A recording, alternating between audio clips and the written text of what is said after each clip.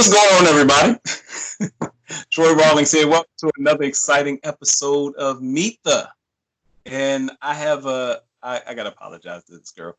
I have a very special guest, actress, singer, I guess actress and thespian are the same thing. So, theater, I should say theater, TV, and screen. Yeah, you can say Was that. that how? Or was it theater, movie, and then you got on TV? I don't know. What the order was theater first. The other two it all melt together in my mind. Tracie Thoms, ladies and gentlemen. Give it up for Tracie Thoms! Hey! And I've said it before with people how far we go back. No one I've ever talked to, and this is episode 34 of Meet the. So no one I've talked to have I known longer than Tracie. Well, I hope not. Jeez. Unless I interview my mother. Unless you interview your mother or a sibling. Or like we were in first grade or kindergarten? First grade. Right, we were in first grade. At Campfield, yeah. Campfield Elementary in Baltimore, Maryland. Yeah. The sad. Were you part of the chorus that sung that song? Sad. We sung the saddest song when the school was closed. I may not pass this way again. Remember that? We sung I may not pass this way again, and sung the song. I haven't thought of that closing. Song. Oh my God! They closed our fourth grade year at the end of fourth grade. If y'all and it was closing the school. It was like it was and all of the kids were separating. Yeah. If anybody's from Campfield watching, because it's a bunch of them and ready on media, it was very sad. Oh, it was the saddest thing in the world. Every time I heard that song, I was like, man, where does that song bring so much? Oh, they closed our school. I haven't heard that song since that day, so I keep thinking of like taking chorus in our little shows that we would do, a little performances. I remember all those, like singing like "We are marching to Pretoria." Why are we singing that? Why are we singing about marching to Pretoria? I remember having breakdancing competitions in the gym. I mean, everybody just started breaking, and it was crazy. But nobody knew what we were doing. We were children. Yeah, but we didn't have Campfield wasn't a school of the arts. Maybe because you had that many black kids in one school, we just made it. Well, yeah, I remember we used to do as the girls. We did a little bit of like pop locking and we all tried to do like the worm. So the worm on the ground. We all tried your body. Mine was especially like a short early. Yeah. Well, that's the snake, right? That's the snake. The worm is on the ground. Oh, the caterpillar, the centipede. Centipede. Yeah, I think a centipede, caterpillar, worm. I think it's all the same. You have to get on your stomach and try to be one of those animals that we are not, because we have like bones that are straight. Our whole body doesn't actually do that. But yeah, I remember mine was very not good. But I also remember all the girls, we also stand in circles and do those cheer things. Oh my goodness. Remember so when yes. Tracie thinks she bad, y'all. Tracie thinks it's not me. Who think you bad? Guys, can let me one thing. Should no take up that you dirty bum, you not, bro, and you not. It was very mean. Why don't we say these things? Why do we say these things? And then whoever had the best face was it's not you who think you bad, it's me who think I know. Whoever had we got it ain't you, but it's you who think you bad. Yeah. And they were like, oh. And you had to get all up in the other person. You had to really get in their face. And it was very aggressive. Waiting for their time. It was like, oh. Maybe very uncomfortable, but we all did it, so I did it. So when did you know? When did you know that you had a love for what? It was singing first. Was it singing first? No, when did you know? First, it was acting first. I mean, I was about 9. We were at school, and I was in like the school play, not the school play, like the class play. I mean, you might have been in it. The first one I was in was Three Little Pigs in our first grade class.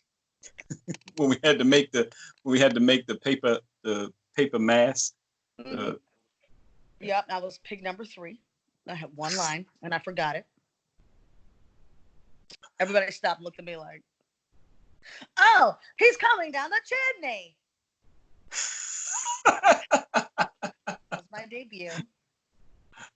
And then we did some other play in 4th grade where I was like a teacher. I was like the teacher and I had a lot of lines. And I was like, this is kind of fun. But I was taking like dance class at like 8 and I was really, really not good at it. I was really terrible at dance. I can remember all the choreography, but I just didn't look good doing it. And I was not flexible even as a child. I couldn't do all the splits and things. I was always like, oh, it wasn't good. And then you remember Junior Star Search? Yes. So Junior Star Search, I was obsessed with Junior Star Search, and I was an only child at the time. My brother's 13 years younger than me. So I had a lot of time to just think about my life, I guess. And I really, for some reason, wanted to be on Junior Star Search. And they had this competition, an acting competition on Junior Star Search, where 2 kids had to do the same scene with some celebrity adult, and whoever acted the best won. And I was like, oh, I can do that, because me and my friends, like Jessica Mickens at the time, but she's Jessica Williams now. Jessica Mickens was my best friend, and Jessica was the best player that I could have had as a kid. She just really got into it, and we would just be playing for hours, but her imagination was very specific. And I remember noticing this as a child, that she was so good at playing, and I wanted to be better at playing. And then I guess it hit me during my dog is doing strange things right now. Yeah. You see it or so. Oh, really? You're gonna sit? Oh, are you gonna sit? You're gonna sit on me? You're like, it's gonna be this right here. Who is this on the camera? He looked at the camera like. Like, listen, he's literally in my lap.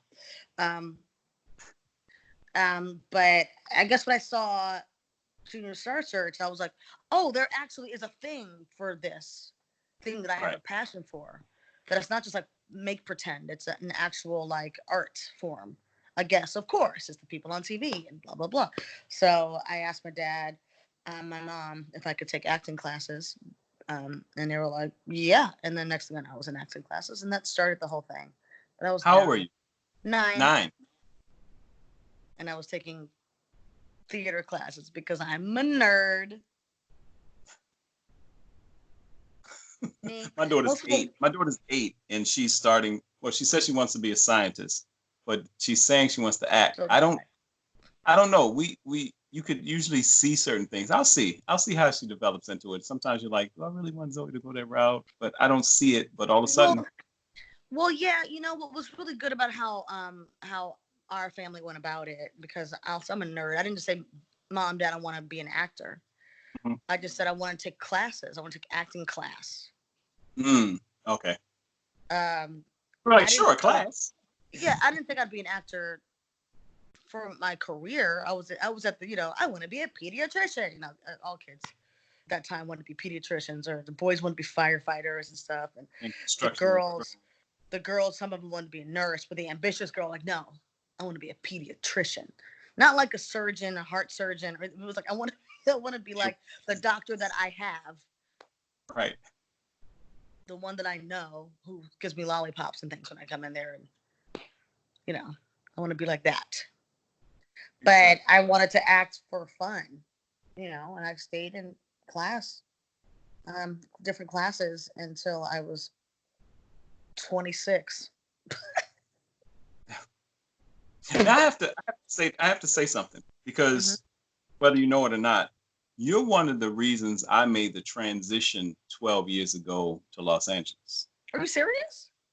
We were talking on MySpace. We would talk, and I was like, I don't know. It just feels like I'm supposed to be in Los Angeles and stuff like that. He was like, then come. Why don't you come? You can do your comedy. You can do something. Comedy mostly then, yeah? I was doing mostly my comedy and production. I was producing shows. I really came here to see how my live show production skills translated into TV and film. Huh, okay. And I was doing the comedy, but I love producing. So for you, because it's a lot of, actors and actresses, and this is I don't like to date it, but we're in 2020. We're in the spring of 2020. So people will look back later on and say, oh, I remember that time. That was the end of days. That was the end of days. But I had to work on you better be working on your chops, because coming off of this, I think I just did an online audition for some COVID stuff. And I'm like, COVID toothpaste. It's like, so. Hilarious. I mean, But I don't understand, honestly, just side note, I don't understand where all these COVID commercials came from. Because I'm watching TV now and I'm like, oh, y'all were busy. There are all these commercials where people are like stuck in the house. You can order from blah, blah. They're like casting for them now. They're like sending, I saw it. And people are auditioning. To your door.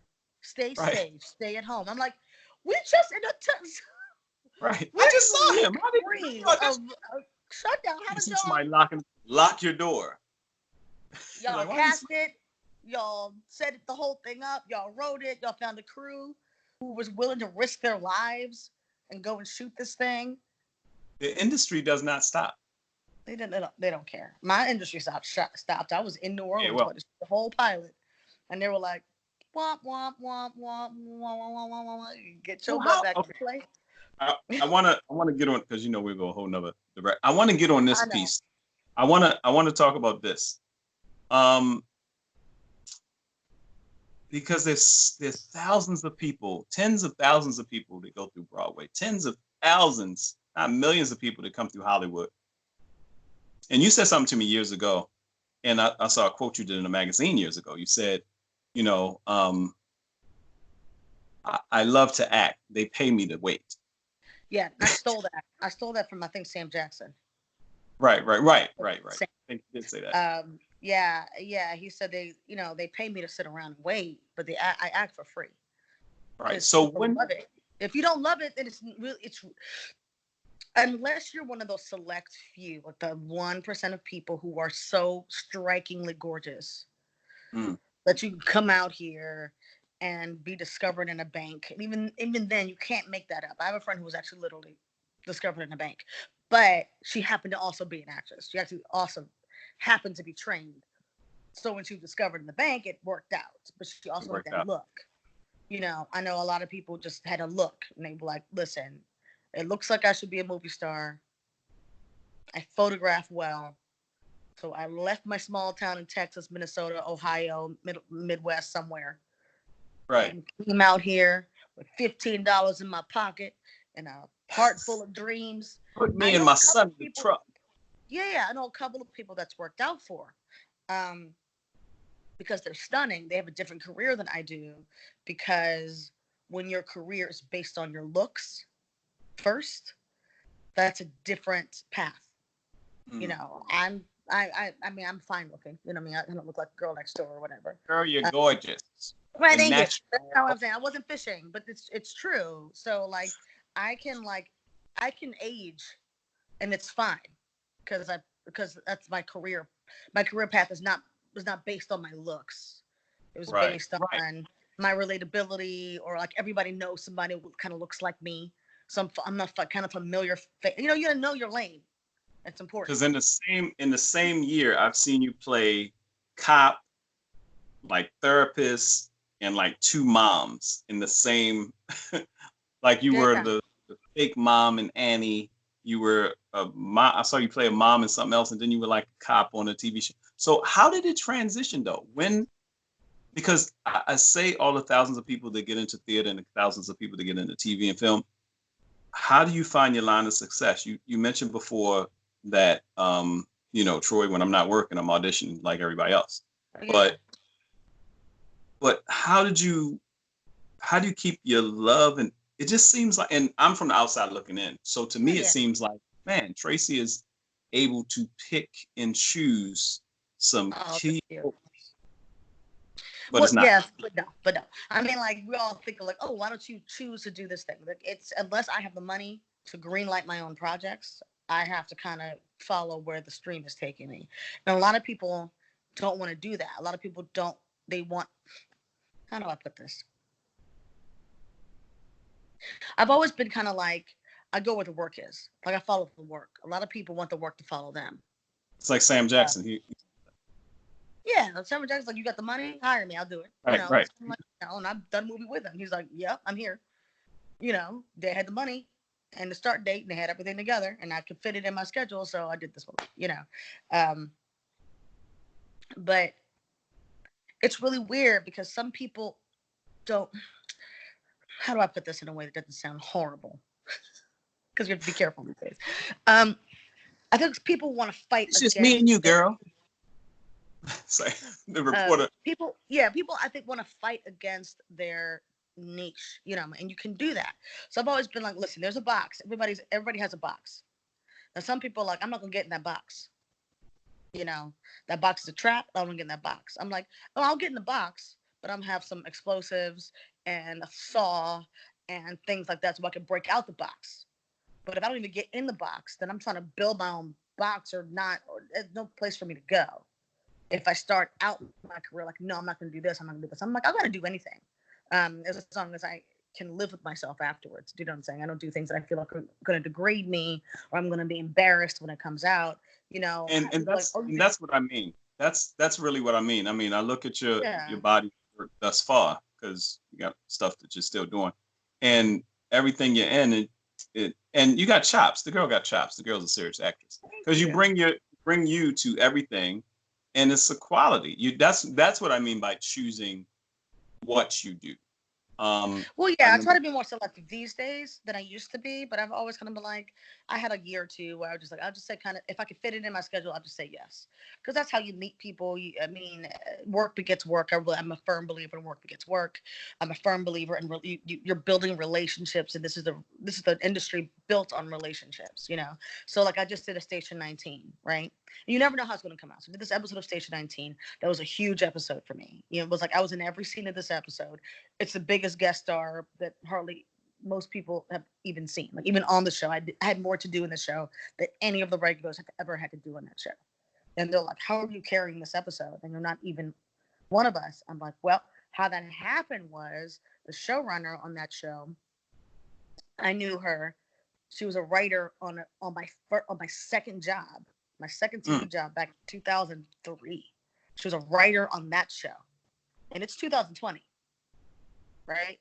She was a writer on that show, and then she ended up getting into the Shonda Rhimes world, and then she worked with Grey's Anatomy for all those years, and so, she just every time something comes up that she feels like I'm right for, she'll call me in for it or get me in the room or just give it to me. But it doesn't happen that often because the opportunities don't come up that often. But when they do, she's like, I'm gonna get Tracie in here, So I did a pilot with her back in 2013, 14, didn't go. I did an episode of Grey's Anatomy last year that she just like, hey, will you come and do this thing for me real quick? I'm like, sure. And then this happened, and it was like, this is the biggest thing I've ever written. So, but that happened because we had that long of a relationship, and I would have never known doing Wonder Falls back in 2013, 2014, and she was a staff writer on that show with her writing partner, that it would lead to this big old episode of television that's getting a lot of attention, which I'm very grateful for. But you never know. You never know how it's gonna come back for you. But you have to be willing to make the relationships and do your best to be a joy to work with and be prepared, and have people want to have you in the room. So, three things. What's your favorite? What was to you the biggest? I won't say favorite because they're probably different. The biggest theater project you've done, TV project you've done, and the biggest movie project you've done. Biggest theater project I've done. I think most people would expect me to say Rent. I was in the final cast of Rent on Broadway, which was a big deal, and we filmed it. And then you transitioned to the movie. I did the movie first, actually. Oh. Yeah. I did the movie first. I auditioned for Rent for 8 years, 9 times over 8 years, and didn't get it on Broadway. I got the movie. And once I got the movie, then I got the show. But it was the same casting director. So he just was kind of... Now, wait. You said, now I want people to hear this. You auditioned for Rent 9 times over 8 years and didn't get it until you got the movie. Mm-hmm. Yeah, but it was the same casting director who kept calling me in. I think he was just waiting. They were waiting for me to age into it because I was a little young, because Joanne's like a lawyer and she runs things. And I was like 21. So I'm like, I'm a lawyer. They're like, and you know how we are. We look younger than we are. Right. And they were like, you look like you're a teenager lawyer. Come on, like you're like a baby lawyer. So I had to age until I was 29 when I shot Rent. But even still, if you look at it, people are like, you were like a child. I was like, I was You almost still 30 right. years old. Doing nothing. But I was younger than everybody else at that point because they had been with the show longer. They had been the original cast. Only Rosario was younger than I was. Mm. So then I did it on Broadway. I was 33 when it closed, and that was a big deal. But then, in 2016, I did the revival cast of Falsettos on Broadway, and we got nominated for all these Tonys. I got to sing on the Tony Awards, and that was also a very big, rewarding experience to do that. So let's toss up between those two. I don't know. Movies, I'd probably have to say Rent, because it was my first big film, and I had been wanting it for so long. So when it came through, it was like a dream come true for me, and it was one of those rare times I was actually working on one thing at a time. I was only working on Rent. Other times I've been working on other things at the same time. Like I was doing Death Proof with Quentin Tarantino, which also was really, really like right behind that. But I was also shooting Cold Case. I was going back and forth. And even doing Rent on Broadway, I was still shooting Cold Case, flying back and forth from New York to LA. It was a crazy time. So now I won't say how old you are. So now, at this I'm point in time, 44. you It's don't all you over don't the look. internet. I mean, I'm 44. one of my favorite roles you've done that I just showed Zoe was in Good Hair. So Yes. I showed her. I said, "Look, Zoe, it's gonna be some language in here, but I need you to look at this message." So, A message, uh, yeah. but so at this time in your career, this time in your life, what are some of the goals that keep you? I like what you said though, because a lot of times we do see that with actresses that they age out of roles and everything like that. We're kind of blessed, especially Yeah, Black women. I mean, I still do, but right now there's kind of a renaissance happening in Hollywood, which is great, where women in our 40s are being seen as love interests and seen as viable uh, people. Not as much as the millennial crew, like the late 20s, early 30s, because they have all their insecurities and all the TV shows and 20s and 30 somethings and things like that. But I do think that it's kind of the possibility for it is there. So I have some projects that I'm helping develop once we get up and running again. Once Hollywood I gets was about to ask you, did you have yeah. anything? What's your ideal piece that do you want to direct? Do you just want to write and produce? Do you want to get Well, into people anything? always ask me to direct, but it's not really my passion to direct. I have anxiety about having to control too many things. I have to focus on what I'm doing. You know Mm, what I mean? How can I not like to make suggestions or whatever? But if I have to control it all, I feel like I would become overwhelmed. Even though people tell me they think I'd be good at it, and maybe I should try it one day. I'm not ruling it out. But I'm a pretty good producer. I'm pretty good at like connecting people who I know, and I know this person's really good personality with this person to work together on a project. Oh, you have a script? Okay, well I know a producer, or you're right. Um, I'm pretty good at that. So I have a couple of projects that I'm trying to produce. Some of them starring me, some of them not starring me. Um, and yeah, I like to see the tribe win. right, right. Yeah. So, what's your um? Where would you like to be in the next 2 years? I'd say in the next, because sometimes we say 5 years. 5 years is a long time, but in the next 2 years, I mean, 2 years, I would anything? like to feel like I'm not really worried about where the next job is coming from. That I have enough steady work that I mean, I think that's something that I can realistically, I try to keep my goals realistically where I can see them. It's like I want an Oscar in 2 years, but that depends on a lot of things that are out of your control. It Mm, works for some people if you're producing and you're writing and you're directing stuff, like Matthew Cherry, who put it out there he was going to win an Oscar, and he did for for a kids hair. joint. What's the name of his movie? Hair story. Well, Hair, yeah, not hair oh, story. no, the It's little girl, father and the the daughter. animated. Animated hair thing. Y'all Google Hair it. Story. Hair My thing. God, Matthew Cherry. that's a brain fart because I know that. I know that thing. But anyway, he put it out there that he wanted to win, and he did. We're all very, very excited for him. But but yeah, I just want to be further along in telling the stories that I want to tell. You know what I mean? Like I have a horror movie we've been working on, and I really want to try to see if I can get that greenlit and find somebody to give us the rest of the money to make that. Because there's a whole market of Black people in horror that is really kind of untapped in genre films in general. I think we're seeing more of us in like the sci-fi space with the whole Marvel stuff and like Altered Carbon this year. And And living. yeah, yeah, and living, walking around in life. But the horror space, I want to be able to tell horror movies about Black people in horrific situations that aren't required to have social commentary about racism or politics or whatever. Just regular old Black people with a ghost in their house, and what do they Right. do? Because We scared. we have ghosts in our house too. You know what I Yeah, mean? yeah. Now, if I move into a house and the ghost speaks to me before I move in, I'm not moving into that house. But once I'm in the house with my family, my kids, and we're under siege, it Yeah, becomes they're too not gonna complicated, just like everybody else. And the idea of us is that we're like, oh no, pack it up, gotta go, but not really. Like for real, we'd probably try to do something else. You call your grandmama, like do some because tarot card historically we have a readings. lot of those stories. Well, Yeah, this was we know passed spirit. down to our great grandmother, and sometimes you hear we have a lot of those stories We have a in our. lot of them, like spirituality and mysticism, and it's very much a part of our culture. It doesn't have to be voodoo. It doesn't have to be from African cultures. It could be African American. It could be Southern. It could be anywhere we are. But we've always been very kind of in touch with our spirituality. So therefore, there's going to make that veil in between the living and the dead thinner than it would for Hmm. people who are completely non-believers. So I think there's just a wealth of stories that we're just kind of ignoring because we're all stuck in the myth that Black people are. We have a very Would strong. be This is out. actually not true. We have a very strong fight or flight instinct because of the racism we've endured in this country. So people Right. just feel like it's going to be like anything that's like suspicious, we're going to be out.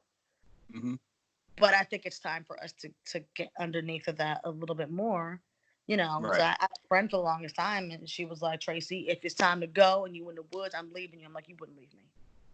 So, girl, I'm out. I'm like, You ain't gonna be out. Right. you would leave. I am your best friend of 27 years. You're going Well, to it's leave me in the woods. sometimes you gotta believe somebody. If they give you that second look, it was like you really gonna leave me, and they go No, like this. yeah, but If she they was give you like, a double fuck look, no.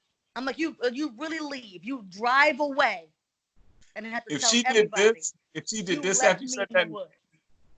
Yeah, she softened and she was like, oh yeah, yeah, I yeah. probably will. I mean, you would really leave me. But then you attach it to your kids. Your kids are there, and whatever. You figure out the stakes and the circumstances under which you would have to stay in the house or stay in the woods or save your family or whatever. We have the same kind of stakes that everybody else has, and I'm interested in coming into a renaissance of that kind of storytelling when we can really get to the heart of what really scares us as a people and the humanity that makes us all not so different after all.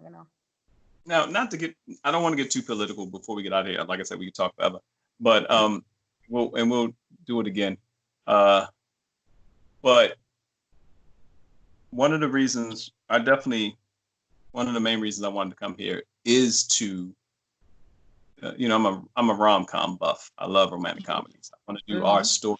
I feel like, I mean, sadly, I could boomerang, best man, and then it gets a little, but seeing different us put And in people say Love Jones too, but Love Jones isn't a comedy. People say like Love Jones. Love Jones is not a rom com. It's just a romance. it's just a romantic story, and it was good, It's a and drama. Yeah, it's great. But it was a good vibe, and I want to see us in, if Jack Nicholson and Diane Keaton can do them, we can, why can't Danny Glover in there? Hey Riggs, go yeah, Colin, Riggs, hey, hey Riggs. He's like, hey cut Riggs. Danny. Yeah, Her yeah. name is Mary. Ho ho ho. Hey Mary. Oh, what's her name? What's her name? What's her name? Yeah, I mean, absolutely. I have a rom com I'm trying to develop as well. It's really like stories about Black women who are messy and don't know what the hell we're doing either. We have this idea, this mysticism over us, that we're all fierce, fabulous, and flawless, and the problem is the man because we all have it together. And the only problem we may have is we're too ambitious, or we're too cold, or we're like a crack hoe. It's like one or the other. You know, we don't have like the woman who's an actual human being in the middle of all that, who's just trying to figure it out. And so many of our rom-coms are so like heavy-handed with like the, you know, I call it the golden sledgehammer, where literally the whole point of the movie is I'm looking for love. And a lot of rom-coms don't happen that way. The people living their lives and they meet cute and they're like, no, I can't do this in my life or whatever. And then the circumstances keep putting people together and they're never going to make it, or will they or won't they, and all that stuff. You know, all the complicated stuff that makes rom-coms like our favorite thing. You know, a lot of times we skip over that. We go straight to like, we just want black people to be on screen looking pretty and wearing fabulous outfits and the face is beat and the guy has a six-pack abs and that's it. And that's as deep as it gets. I'm like, no. We're missing the complicated stuff of us because we stop at being black. Look, we stop at like we're black and that's it. I'm like, yeah, we're all the other stuff plus being black, not instead of, you know. And how is it that, I mean, it seems like to me, and I hate to leave on this kind of political, but it seems like in the 90s we were amazing. There was nothing we couldn't do when it came to the production of movies in the 90s. I always talk about Eddie Murphy pre some of his, you know, comedy stuff that he was doing, some of the Jerry Lewis type stuff and character stuff like that. Mm-hmm. You know, it was because of Eddie that I said I really wanted to do this comedy thing, because he wasn't buffoon. He was this slick, smooth dude. He made comedy rock star. You know, every comedian, black comedian, does something after Eddie, figured he have to wear leather on stage. That's because Eddie. You know what I'm saying? Everybody got some kind of leathery looking something. Yeah, you know, so, and it was like the 90s. It was like, you know, everything from going into School Days to A Different World to everything was just, we were doing it. And then all of a sudden now it's like the only thing that's getting greenlit, let's do a historic film where we go back. It's like, how do we? Or we do a sequel to one of those movies from the 90s with the same cast. Yeah. So.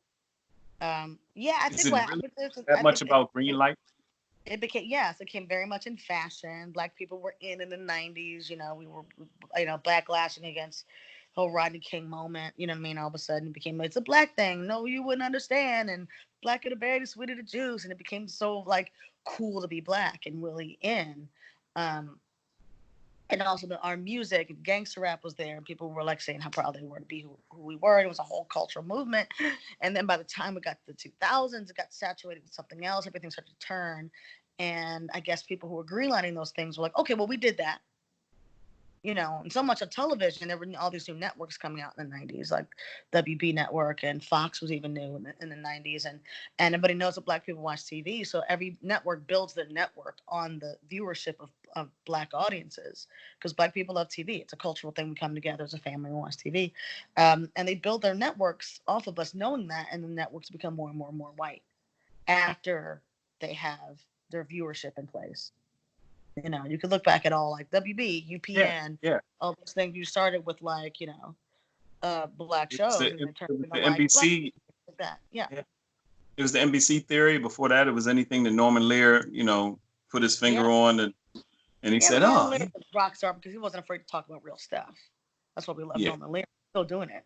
You know, one day at a time. It's still going on right now with the whole Latin family. Norman Lear. I mean, he's killing it. And he's in the 90s. Just keep him in the house. That COVID. Like, Norman, I'm not directing that. We gotta protect our elders, man. We really do right now. You know. Tracie Thoms. Thank you. Taking a bunch of time. How can people get in touch with you, check you out? What's coming up? I'm on the social medias, as the kids say. I'm on Twitter and Instagram at Tracie Thoms. That's my name, Tracie, IETHOMS. I'm also on Cameo, cameo.com/Tracie Thoms. If you want a personalized message from me, or there's a new chat feature there, we can text back and forth. It's really cool. And yeah, that's how you can find me. I'm not on TikTok and stuff. Not doing that yet. I don't know. I feel bad. If you see me doing a little dance on TikTok, I got a hat on, start doing. Yeah. I'm not on TikTok. No. But yeah, well, thanks for having me. Thank you. Thank you for taking time. Go back to the hood, Locker and Maryland. Yeah, we got Maryland. Yes, now we got to get together. You still eat crabs? Are you kidding? Of course. Okay. It's usually I Old got Bay. this. sitting I right got there. this spot in San Gabriel. I can get some live blue crabs. So we'll talk about it. Oh, okay. We'll do that. Let's do that. Tracie Thanks, Tracy. Thoms, love you. Love you Thank you too. so much.